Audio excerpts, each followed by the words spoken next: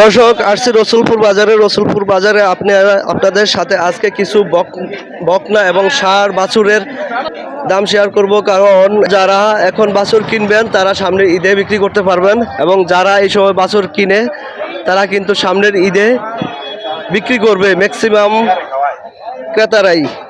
তো আপনাদের সামনে আমরা কিছু গরুর দামাদাম শেয়ার করব আপনাদের সাথে। চলুন ভাই, কত নিছে বাছুরটা? 650 বেচেন নাই? মুরব্বি বাছুরটা কত নিছে? কত দিয়ে?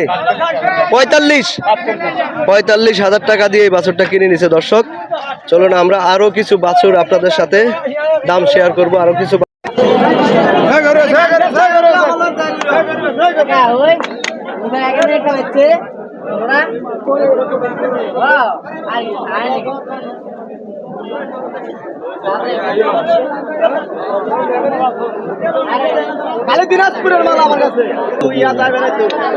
রসুলপুর হাটে নিয়ে আসছে দিনাজপুর থেকে। দেখতে পাচ্ছেন খুবই সুন্দর কালারের সুন্দর বাছুর দেখা যাচ্ছে দর্শক।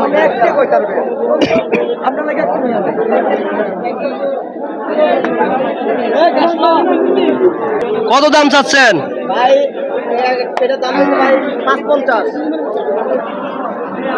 55 দাম এটার দাম ভাই। এটার দাম 55। আচ্ছা, ওর পাশেরটার দাম ভাই 57। এর পাশেরটার দাম ভাই 56। ওটা 56?